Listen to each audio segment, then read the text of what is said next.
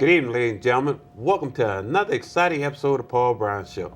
This evening, my special guest, the lovely, the beautiful Miss Valencia Richburg. How you doing, ma'am? I'm great, Mr. Paul Brown. This is my daughter right here, and she has a business and stuff, and we're going to tell you a little bit about her business. What's the name of that business? My business is Rich Bundles. It's a hair extension, virgin Indian hair.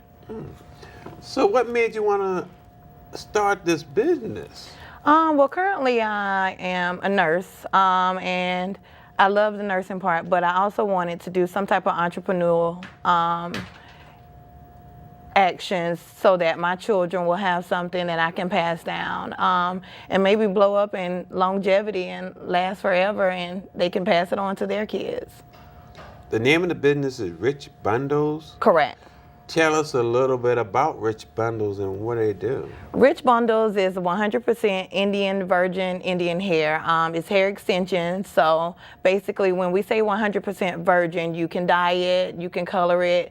They have factories set up in India that donors go to. They get their heads shaved and they donate the hair. And of course, the hair is then attached to a weft and tract, and people use it to add hair extensions into their hair for longer, or you have some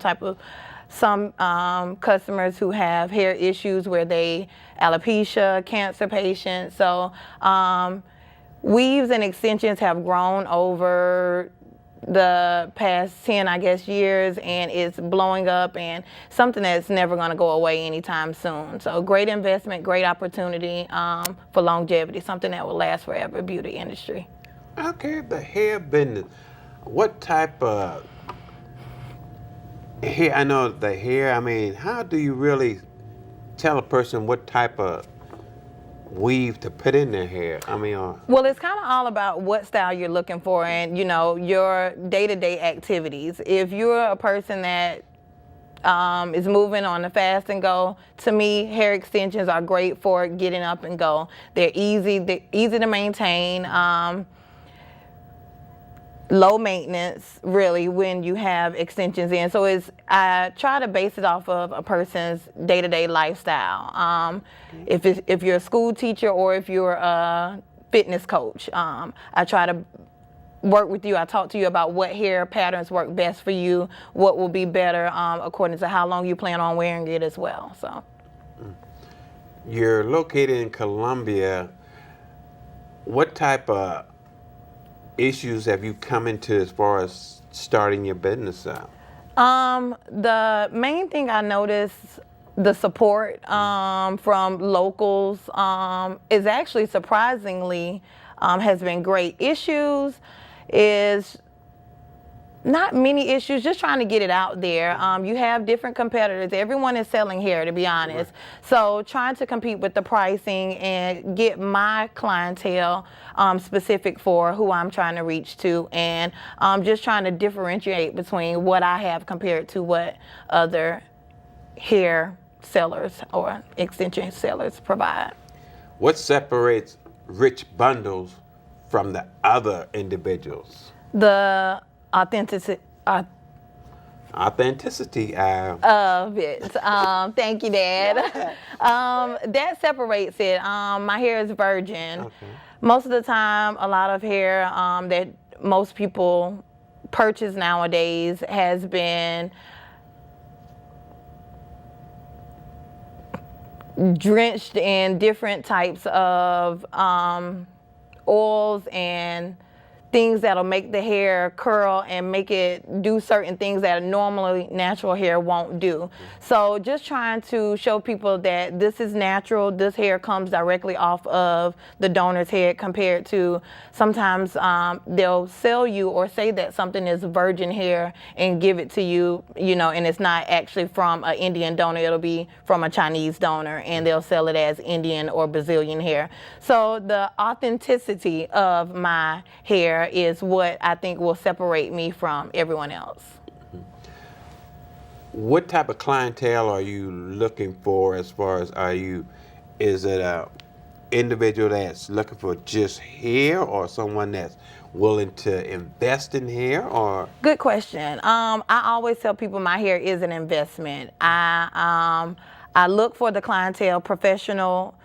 I'm willing to serve anyone, but my hair is mainly for, or I try to reach out to professional grown-ups that are established, because it does require an investment. My hair lasts for 1 to 2 years, and in order to get that type of quality, you do have to pay a higher price. My prices don't really even match up to a local hair store because it's a little more expensive, but the quality and the longevity of it is what makes it better and worth the investment. who are some of the individuals that have influenced you as far as in building your business? I pay attention to a lot of the big name virgin hair companies. I really don't want to mention them, but I do have a lot of influences, black African American ladies who are doing it very well in Atlanta, Maryland. I follow a girl in Maryland that in the past 3 years have made her $500 investment into a almost $500,000 company. So I have a few inspirations out there that have inspired me. And besides the fact that I've always kind of worn weaves for the past probably 15 years now, I know weaves very well. I'm very knowledgeable of hair extensions because I've had so much time with trying them out, working with them, coloring, doing all the different things that you can do with extensions. I know you have a lot of individuals that is locally in Columbia, as far as your friends and all that. Tell us some of your friends and how they have impacted you and helping you to make this business grow. Well, my close friends have been very good with helping me grow this because, of course, I'm a believer you are the company you keep. Correct. And my friends do wear hair extensions, so allowing them to, or they've been willing to wear the hair, they purchase it from me, promote me on Instagram. I think people realize that, once people know that your hair is pretty good and your friends, they know your reputation and they're used to seeing what you normally have. So when you put that out there and say, hey, I'm selling this now, when normally, they're always asking, hey, where did you get your hair from? I think friends being able to promote it helps a lot. The hair business. Now I know this might be a crazy question, Okay. but you have a lot of guys. I know. I see that now. So do you get it? I mean, do you get in selling them as well? I haven't gotten that far yet. I'm right now. I'm only at the point where I'm servicing women. Now, if guys wanted to purchase them, I'm not against that. But normally, I see guys now wearing the shorter limbs, the kind of, and they're wearing the weaves now on, just for a phase, I guess that's going on now. But I haven't gotten that far with guys actually buying the hair from me, but I'm more than open, and I hope one day that my business is that big where they're purchasing as well. Where do you see Rich Bundle 5 years from now? 5 years from now, I see Rich Bundles on many billboards, multi-states, more. By 5 years, I want to be at least a $500,000 company as well. So I know I can do it. I know it takes time, but I'm just giving myself that time. I really want to be successful. Evening, I have a special guest. It's Miss Natasha Suber. She's my daughter. How you doing, baby? Hey there, how you doing? All right. First of all, I love you. How you doing this morning? Love you more, doing good. Tell the audience a little bit about yourself. Well, I'll tell you about the things that matter to me. I am a loving wife, an overprotective mother, a loving daughter. I'm a devoted granddaughter, a doting aunt, a caring niece and cousin, also a confidant, a best bestie. But I'm an intern. I'm a light worker. I'm a medium, spiritual counselor, as well as an energy worker. And last but not least, I go for a better. Boy, that's a lot of things, baby. Tell the audience a little bit about your business and how long you've had it. Well, Well, Touch by Top has been established since 2018. It was actually established after a series of life-altering events that demanded that I go deep within myself um, in order to navigate my light in the comforts of my own darkness. Okay, so in order for me to return to my roots, my ancestors, my spirit guides, my guardian angels, which I call my spiritual team, who's always been a part of me as a child, then returning to that and reinforcing that relationship with the source, I was not only able to heal myself, but come up with a product or come up with products able to that allow healing for others as well. Okay, and what does that consist of? Well, that consists of I create products as far as like gemstone keychains. I'm very much into crystals and gemstones and making elixirs because I believe in the properties and the healing qualities of gemstones, of nature's and Earth's natural healing creation. What motivated you to start a business? Well, as far as starting this particular business, I like to burn incense, but hated the mess. Okay, I researched the bottle method, and with guidance from my spiritual team, I added the stones intended for healing, and in itself, it became a divinity tool. I also have an MBA in marketing, so I've always been business minded and business savvy, but I've actually had quite a few businesses myself throughout the years. But Touch by Top was created like a phoenix. It was created by spirit and not by the mind. Okay, what would you describe? How would you describe your product, and what would you say your clientele would be? Well, Touch by Top provides a variety of creative manifestations and spiritual experiences. It is intended to heal and inspire while invoking love, peace, and abundance and positive vibes to my clients. My evolution in the spiritual realm has opened doors to many other gifts and creations. So my healing gemstones incense bottles are created with the intent activated by the gemstones property to cleanse and clear the air and energy in or around a person, in my client. It's also a great tool for meditation, for cleansing and saving your homes, divinity tools like tarot cards, as well as being just a beautiful piece of artistry and decorum that is mess-free. And as energy flows, I create. So my artistry knows no bounds, no limitations. I'm not limited by judgment, by perception, or the closed minded. So I believe I am the creator, manifesting designer of my own visible life. That's interesting, babe.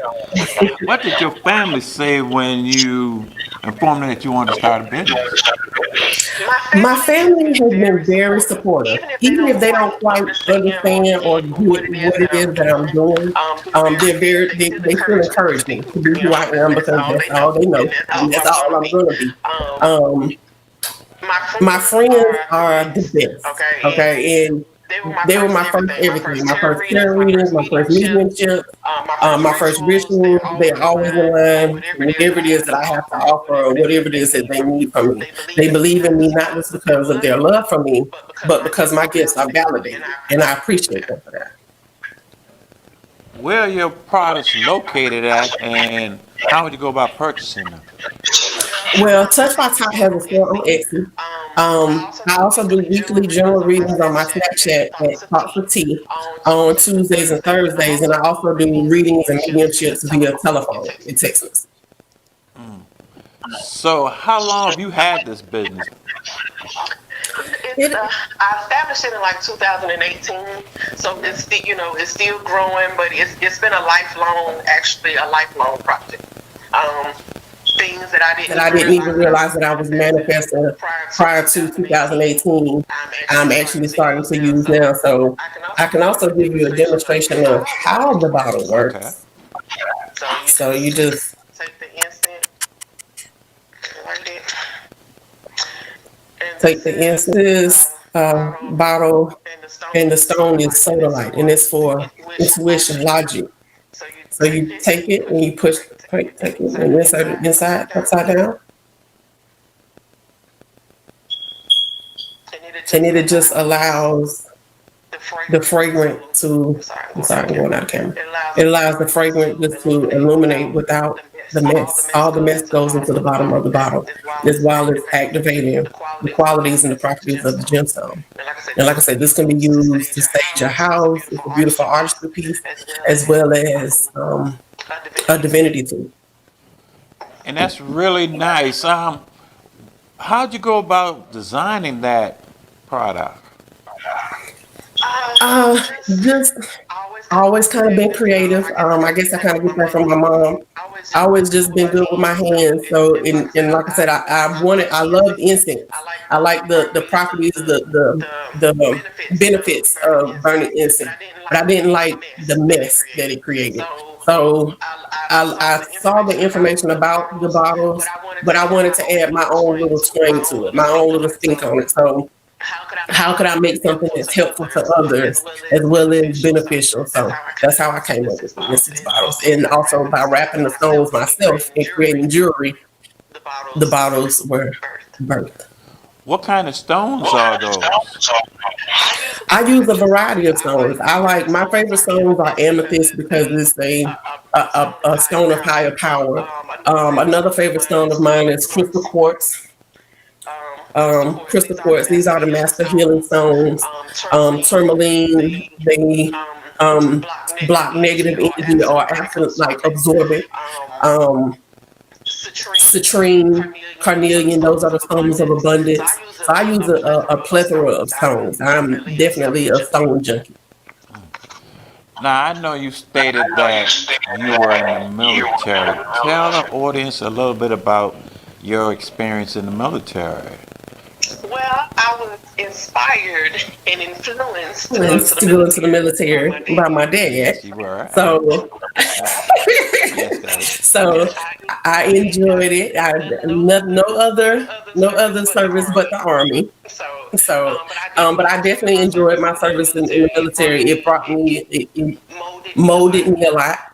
As far as like also giving a little tinge of raising me, because I went in at an early age, so I was able to receive a lot of different foundation and a lot of different input and a lot of different growing pains as far as like being able to deal with different people, being composed, knowing when to speak up and not to speak up. So different things as far as different aspects and being able to move throughout life. So, Natasha, where do you see yourself at 5 years from now? In 5 years from now, I would love to have a storefront. I would love to have a storefront where people can come from all over the world and be able to buy gemstones, have different spiritual interests, different meditations. I want to be able to offer it all, really and truly. But I want to be able to have a storefront where people can actually come to. I also would love to be a traveling healer, where those that seek me or those that need me seek me out. How long have you been recording records? I've been recording since I was like about 12 when I did that song Young Ballers when I won a talent show. Correct. So. And you won that contest, didn't you? Yep. I won when I was going to Dale Curry summer camp. As far as describe your music. I'll say it's, for one, I'll say it's real because I tell the truth about what I talk about. And I will say that you can relate to what I'm saying because I talk about realistic stuff, put it like that. So it's just real, basically. I got real music. It's just up front. If I was someone to listen to, what would I consider your music to be like? I would say kind of on the, when you're like, kind of like, when you're either down or like you're down and you're like thinking about a certain situation where you're not feeling right or something like that, and it just make you want to turn that song on and just make you want to forget about everything and just listen to the song, take your pain away, basically. Like you get lost in the music. Lost in the music. Tay, when you on stage in front of this audience, what do you be thinking about before the lights goes on? I really think about like how much or so am I gonna get the audience into my music. Like I like to have everybody jumping around and enjoying the music. I don't like people just sitting around the audience. So basically getting everybody into the music. Into my performance, so I say. What do you get out of seeing that audience doing those types of things? You know, jumping around, moving around with your music. Well, I get a lot out of it because it's like that's what I do it for. I do it to see. I do it for like for like fans to appreciate what I'm doing. Because if they wasn't appreciating it, I wouldn't. There's no purpose of doing it really. Because like it'd be like a waste. It'd be like you're wasting your time because nobody's feeling where you're coming from. Who would you consider to be an artist that inspired you to becoming a musical artist? Really, it's a lot. It's like, cause since I'm only 22, so it's rappers like I was listening to Hot Boys, Lil Wayne, you know, like I was listening to Cassidy, rappers like that basically. Cassidy, Lil Wayne. Jay-Z sometimes, but I'm not really a fan of Jay-Z, but I listen to it because he speak real stuff though. Who would you consider your music to be kind of like similar to?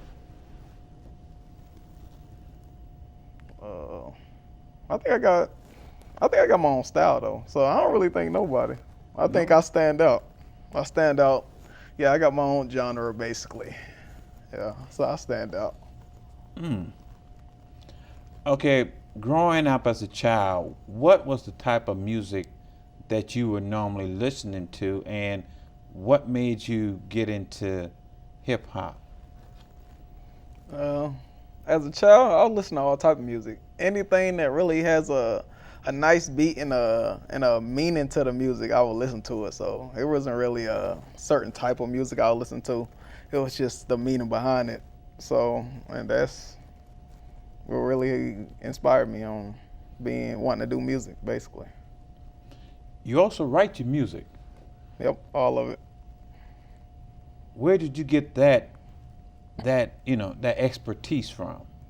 Honestly, when I started writing music, my first time writing music, I began because I was in a room with my older brothers, and everybody was freestyling and we all was rapping, and like I just kept saying the same thing over and over, and it's like my older brother got tired of it, and he was like, you just got the room. So I got the room, and everybody else stayed in the room and continued rapping. So it kind of like kicked me out the room. So I just kept rapping. I kept writing. That's my first time I started writing, and I started writing and all that. Kept writing. Then I finally got good, but nobody else raps. All of them don't rap. I'm the only one that raps. That's good now. So basically, my brother inspired me because he kicked me out the room. So he inspired me to write music and get better because I wanted to be better than everybody that was in that room rapping. Which one of your brothers? Because you got three. Okay. Out of my two older twin brothers, it was Terrell. I got an older brother, Terrell and Darrell. It was Terrell that kicked me out the room. So Terrell, when you watch this, you know that you're the reason why Taylor's still doing these type things. Okay, Tay, Montana. Yeah. When did you first realize that you wanted to be hip hop? Why not R&B? Oh, that's a good question. Well, one reason why it's not R&B because I can't sing. So I mean, I tried to sing before, but it didn't work out. So I just gave up on singing altogether. I ain't got time to be taking no vocal classes or nothing like that. So I just stuck to rapping because I can do it. Great, I think. So rapping is in a form of singing? I mean, if you get somebody, an engineer or something that can help you in the studio and put all this auto-tune and all that with your voice, then yeah, you can sing away if you want to, if they got the equipment to help you with it. Similar like T-Pain or someone. Yeah, like exactly. You know, like T-Pain, Future, all of them that's doing it now. Everybody doing a little singing now because they got the equipment to help them with that. So I could sing, so I could do R&B and rap if I really wanted to. I mean, it's all about what everybody gonna relate to, basically. That's what I'm going off now. Where do you see yourself at, Tay Montana, 5 years from now? 5 years from now, I see myself being the best rapper and the most successful rapper that's gonna still be active 5 years from now. Like, so not including like Jay-Z, because ain't no way he's still gonna be rapping in 5 years. So I say the best rapper and the most successful rapper. What, in your opinion, does it take to be the best rapper? I say hard work. You gotta stay in the studio. Like, you gotta stay in there and basically perfect your craft. If you don't perfect your craft, then you're not gonna be good. You're just gonna be mediocre. You're not gonna be nobody really to pay attention to. How do you handle haters? Because as you go on in life, you're gonna see that there's haters that's gonna come to stop you from your ultimate goal. So how do you deal with that? It's always gonna be haters though. So how I look at it is, if they hating, then apparently I'm doing something right. Cause most of the time, when people hating, they doing something that they hating on something that they want to do, or they just gonna hate you regardless of what you do. So you just gotta do you regardless. Basically, that's how it is. Just do you. What type of advice would you give the younger group recording artists that is coming in there to figure out exactly what it takes to be a successful artist? What kind of advice would you give that 12 to 15 generation? I'll say be different, cause don't nobody wanna hear the same stuff or see somebody doing the same stuff. So if you be different, you stand out, then you're gonna make it. Because everybody looking for something new. That's all it's about. That's all it's about in the rap game. Something different. Okay, do you feel like, oh, there it goes, that music. That's some of your music that you're going on there. Exactly. How do you handle being in there with all those, see, we like that little music going on? Why can't you really see that beat is really indicative of